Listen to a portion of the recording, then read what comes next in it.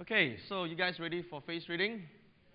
Yeah? Okay, just a show of hands, how many of you have read my books on face reading, the Mian Xiang book?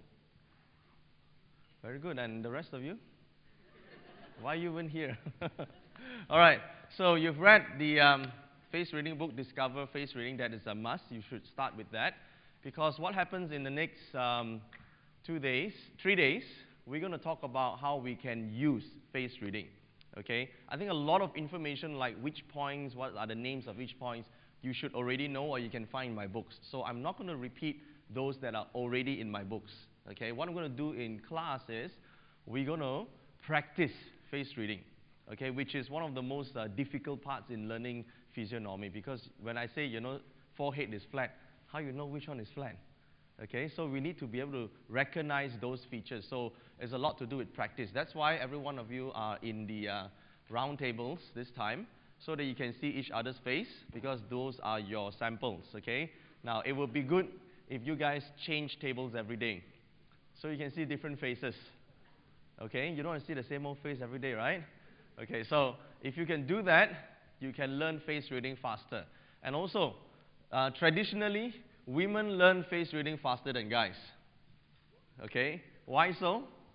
Because women have more friends. They talk more. Okay, and the more you practice, the faster you can pick this skill up. Okay, now, what is the purpose of learning face reading? What's the main purpose? Most of the time, it's just that we are busybodies, okay? We just want to know everything about the other person.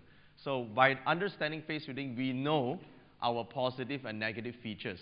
And by doing so, we can then change our so-called destiny. Now, not everything is written on the face. Okay, let me just tell you this up front. Not everything is written from start to end on the face.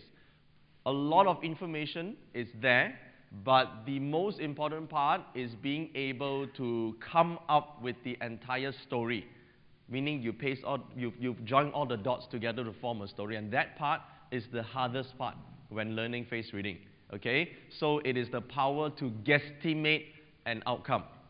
Okay? It doesn't mean that, okay, I have a mole on this side on the forehead, then this is going to happen to you. Okay? It's not like that. You have to see, okay, there's a mole here, there's a part here that is protruding, and then the eyes are small. What does that mean? It's not written in the books, okay? Then you have to guesstimate that outcome. So that is why it requires practice. And throughout the next couple of days, we're going to try to do that together.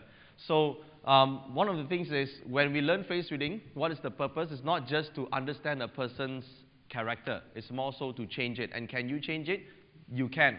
Not change the face, Everyone asks me, if you look at my Facebook, you will see in the Facebook, everyone is asking, if I remove this mole, good things will happen to me or not? If I remove this mole, the outcome will be all right. So they think that everything is happening to them only because they have this feature. It's not like this. Every feature on the face indicates certain outcomes as a result of that feature, but as a result of what you do and your character. So even if you remove that feature, your character will still be there until you make a point to change it. Okay, do you understand or not? So it doesn't mean, okay, I got a mole on the marriage palace, it means third parties. Okay, you remove it, then no more third parties in your life. Wrong. You remove also, you still have. Until you decide not to look for people who are unfaithful in your life. Okay, so it's your choice to change. Okay, it is not just because you got a mole. The mole only indicates that you have that problem. You understand or not? Okay, so if you cover all this up, you change your face, it only means it is harder for the face reader to read you. Okay, but a good face reader can use other features to still guesstimate the outcome. For example, those who like to pull their eyebrows. Okay, pluck, pluck, pluck, right? A lot of ladies' favorite pastime, huh? Pluck eyebrows, right or not? So if you pluck your eyebrows, it will look very thin and nice, right? So it's supposed to be good, but how come we can still read it as bad? Because obviously if you have to pluck, that means it was thick in the first place, right? So if it was thick in the first place, means it's already no good. So we can already deduce that by you choosing to pluck eyebrows, it's already a bad feature. You understand or not? So we don't care whether what's the outcome right now. We knew that you started off as a very thick eyebrow, which means your character is very strong and you bully your husband all the time. Okay? So from there, we can deduce that outcome. You understand? So it's not whether you have trimmed it and make it look beautiful. So this is to answer one very important question which you will always ask me. You see after the same questions come out again. If I change it, will anything happen or not? Okay? So I'm going to answer you now. If you change it, nothing will happen to you. Okay? The only thing that can change the outcome is you change your character. Okay? And what it indicates on the face only tells you certain aspects of your life. If you enjoy that, you can keep it. If you don't enjoy it, you can change it. Okay? Change the character. And certain parts of the face will continue to evolve. Okay? It will continue to evolve because of your experience and because of the knowledge that you acquire along your life, and it will change. Okay? How many of you noticed that your forehead has gotten higher over the years? None of you? You thought it was the same size? Only one honest person in this class. Okay. Your forehead, when you first start off as a baby, is really short, right now. And it starts to grow taller and taller. Not because you're getting old, receding hairline, right? But it stops after a while. Now, you will notice later today we will talk about forehead represents one's analytical powers. Surely, as you grow older, your ability to think and analyze increases, right? So, this part will go higher. All right? So, you also notice that the earlobes. How many of you knew that in the old days you don't have earlobes? And now suddenly you have beautiful earlobes. Okay, you notice that it will grow. Okay, these earlobes also represents the ability to enjoy life. Okay, the luxuries and all that. When you first start off, you may not have this. As you grow older, it becomes rounder and fleshier. Hopefully, if you do have this, then after 60 is fabulous. Okay, so it only indicates because now you know how to take care of yourself. Then you have this. Okay, but if you don't have it, that means you don't know how to enjoy your life yet. You see, so it grows at stages. Now, how many of you noticed your philtrum? Okay, this part here has gotten longer. The longer you go, as you grow older, it becomes longer. A lot of times, you will think that your face is the same the moment you start. You notice, right? You take your baby face, and you see now, different or not? Sure, different, right? Because it will change. The bone structure will also change. The face features will continue to change, okay, as you grow older. And also, at what age you are allowed to see face reading? Okay? According to the ancient text, it is 16 and beyond. That means before 16 years old, you cannot do face reading. Because the face changes the most between 1 to 16. Okay? Meaning 1 to 15 in your actual age. Your Western age. Okay? Chinese age is Western plus 1. So 16 in the Chinese age is 15 in the your actual age. Okay? So only 15 and beyond you can start reading. If you read for a baby right now, the baby eyes can be really big and the head can be huge right now. So you cannot really determine the outcome just by looking at the baby. And until 15 years old, then only the features will be pretty set. Then only you can start reading. Okay? And as you change your character, the facial features will continue to change. So the first text in most of the face reading books says, 相由心生, 相由心滅. Okay? Meaning, this sentence means, 相由心生 means physiognomy comes from the heart, and physiognomy can also be destroyed by the heart. Okay? 相由心滅 is the second sentence. Meaning, if I want to change the outcome, I don't like certain things here, I need to change the character from the heart, and then that feature will continue to change. Okay? Now, if you remove that feature physically, and you didn't change the character, the outcome will still exactly be the same. Okay? So how do we deduce an outcome? Basically, it's through logical deduction. Now, so face reading is divided to two parts. Very important. One is to describe who are you. Okay? One is to describe who are you. The second is to describe your outcome. Okay? And most people mix these two things up. To describe an outcome, that means you're trying to forecast what is going to happen. Okay? To forecast or to predict what is going to happen, we then need to know the timing that is written on the face. Okay? Timing. Timing comes in 100 points on the face. We call it the 100-year map. Okay? 100 points. And the other part is to talk about who are you.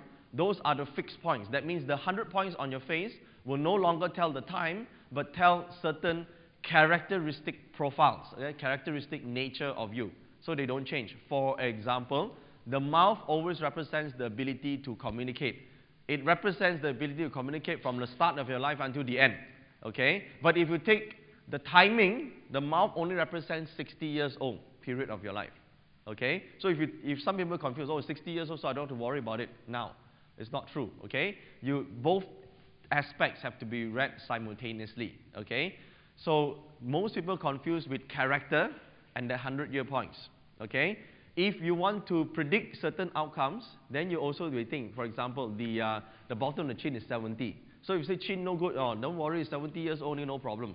Okay, 70 years old, then you probably have this issue, but it's not true, okay? Because every point is also related to another point, okay? Because the point 70 is related to what we call the 13 meridian points. So if I affect point 41, it will also affect point 70, okay? That's why it jumps from one point to the other. So we cannot just say, oh, point number 100, for example, I'm not going to reach 100 years old, so I don't worry about it. It's not true, because there are points that are linked together. Okay? Another example of that is point 34 and point 31 is on the same eyebrow. 34 to 31 to 34 is on the eyebrow. So anything happen to eyebrow, that 4 points get affected at the same time. Okay? So I need to clarify these few things up front. Okay, because most of the time people think that the points are definite. Okay, we talk about point 55, for example. It doesn't mean that we have to wait to 55. It can affect you any moment now. Okay, all right. So throughout the next 3 days, in fact, I'm going to mention a lot about good features and bad features. Okay, so when I say good features, it will refer to features that are fleshy, not bony, and the coloration, the texture is clear, okay, complexion is good. That's called a good feature, okay? When I say a feature is bad, what I mean is the part is sunken. You see bony parts appearing, bones appearing, and the texture or color is not good, okay? Now this part here, you have to be trained to see. I've mentioned this on the books. I've also mentioned this on the textbook. But most people don't know how to read it. Okay? So on the same table that you are now, we're going to point out to you good features and bad features in a short while. Okay? Now, when I say something is bad, please do not be paranoid yet. Okay? Remember, you have 100 points on the face. 1 point is bad. You can handle that. Okay? Let's just be all right with this, because I don't want some of you are those paranoid type. Oh, you say I'm bad, I'm going to die. Don't behave like this. Otherwise, I cannot tell you the bad points. If I say, for example, sunken eyes means quality of home life is bad. Then, if you don't allow me to point out to you, then how am I going to show you that you have this, or some of you have this feature? Okay? If I'm going to point out, for example, this is the features that the spouse is having an affair. Do you want me to point this out? You don't mind, huh? You're going to find out about something that you may not be happy with. Okay? Better not. Those better not. then you better sit at the back. Okay? Then I will not use you as a feature. All right? But otherwise, if you truly want to learn, can we agree that we can talk about this? Okay? Because in the class, in a public event, I cannot use these sort of examples. Okay? Not nice to say that. So you may find out something that you will not be very happy with. Okay, but at the same time, we find out something that you never knew about yourself. Okay, so you have two sides of the story. Okay, so every phase will have positive and negative features as well. Now, how do we deduce something like someone is having an affair from the spouse phase? It's through deduction. Okay, we cannot have one feature and then we confirm that this person is like that. Okay, we cannot have one feature and then confirm this person is likely to commit adultery. It's a few features together. You have that line. For example, I'll tell you later what line that tells you this person will commit adultery. But they may. How do you know that they will? Then you have to see, does he have that sort of feature? This person harms up or not, okay? This person, the thoughts lustful or not? Whether the person can control himself or not? If cannot control, some more very, the high sex drive and no integrity, then you deduce all together, yes, confirm this person will do it at age 39. Like that, okay? So we see a few things together. One point cannot do that. That's the problem with a lot of people is you try and look for that one point that can tell you these things, right or not? Okay? It doesn't happen that way. It is a few things together. If you see that point, but you look at the eyes, no problem. The person has spirit, has dignity, has basically self-respect. Then you know this man wouldn't do it, even though he may think about it. But thinking is all right, isn't it? Most people will think about it, but they may not do it. Okay? So if you see those features, you can say, yeah, this person won't do it. Okay? So that is how we come up with a reading. Okay? So that's why different practitioners will say different things. Okay? Different practitioners arrive at different conclusions only because of their ability to paste the picture together. And of course, lastly, there's a different approach between, I just generalize here, okay? Men and women, different approach to face reading. But then again, nowadays it's almost the same. It depends. Guys usually memory not so good. Okay? That's why you see, now, later on you see, forehead. The highest point of the forehead is analytical powers. Therefore, the higher your forehead, the more analytical you are. So, normally the central part represents memory. And the central part is where, if it's bulging, you can remember a lot of things. That's why women usually slightly lower forehead and rounder. Okay? And guys usually higher forehead but flatter. Okay? So, guys usually analyze. Ladies usually memorize. Okay? So, because face reading is such a memory-based work, they remember all the points. The problem is they only remember point by point. Okay? So, you see, this one adultery, that one is having an affair. Okay? So, usually have this problem. For guys, cannot remember anything. Okay? But can analyze the situation. Now, what I need you guys to do, or everyone here, is to combine both. A little bit good memory, a little bit of analytical powers, then you can come up with a conclusion. Okay? And the third and most important part in face reading is observation power. Okay? The ability to observe and pick up the smallest and finest points on the face. Okay? Everyone also got face, right? But what do you see? Okay? What do you actually look for? That is the point. Okay? So how do we check observation power? Observation power is just above the eyebrows or the eyebrows itself, whether it's fleshy or not. Okay? Now, if it's not fleshy, that means you have to train on it. Okay? If it's fleshy, usually people involved in metaphysics, face reading, palm reading, are usually a bit fleshy here. Now, in old days, they call it the intuitive section, intuition. Okay? But basically, intuition is also observation. You observe your thoughts. You observe what comes to you. You observe other things. Because your intuition is also what you can perceive, isn't it? Okay, it's perception. So above here, if it is fleshy, you touch and see your own self. Okay. If not fleshy enough, then you may need to train on that. Okay. So now, of course, you don't know what's fleshy and not fleshy, right? Okay. So the first exercise of the day, which also to take this opportunity to get to know everyone on the same table, is to see good features and bad features. That's the first exercise. If you cannot understand this, you will not be able to do face reading. And no matter what I try to teach you, you don't know. I say, oh, point 26 is good. How do you know good? Okay? So how do you know something is bad? So the first exercise is to learn how to see good and bad. Okay? So let me tell you this first. Good features, okay, represents fleshy. The color is good. Color is good means it's not darker than the rest of the face. It is not particularly lighter than the rest of the face. And complexion, texture is good. No lines, no scars, no moles. Okay? Bad feature means what? Bad feature means it's bony. Its coloration is bad. It's got a mole on that spot. Scars, lines, dents. Okay? Now what I'll do now, which you all have to practice, is to look at each other, practice this, and then we will come down, and then I will point out to you some of these good features and bad features. Remember, you agreed that I can point this out, okay? So, we're going to look at that. Say so. Go ahead, practice. 5 minutes on that.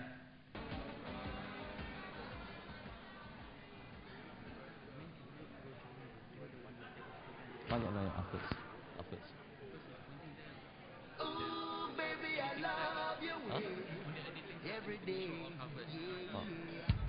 Ooh, baby, I love you every day.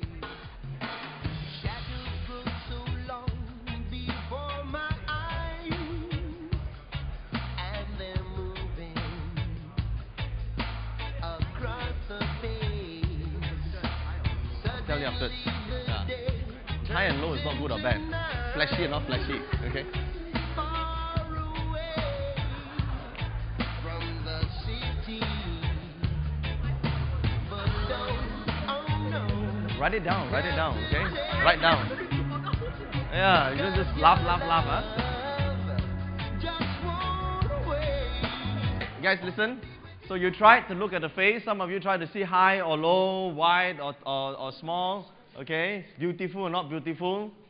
Beautiful, not beautiful, not counted, okay? Alright. Let's look at an example of good or bad. Can I just borrow your face? Okay, you can sit here. I think you can look at the camera. Alright. Now, when we look at the face, first of all, what can we see here? Forehead, bony or not? Bony, yeah? Now, comparison you can learn. Let's look at, like, for this example, just compare the two faces together. This part, this forehead, can you see the dent? Can you see this dent? Dent. Okay? Now, so now this got one dent. No? This is, later on you see this 0.25. 0.25 not good. Okay? So you recognize all of us. Like you look at that forehead. Okay? Example, like you compare and you can see, who asked you to sit in front? Just joking. Alright, you see here? Okay, this forehead, this part is bulging, and you see? This part slightly protruding, but not as sunken as looks. Okay, can you see that? The difference? So each one is different, now. You can look at yourself. Now this part, no sunken. No sunken, right or not? Can we see from the front? The back camera, no use. The front. Okay, now, no sunken. Okay, can you see the difference now?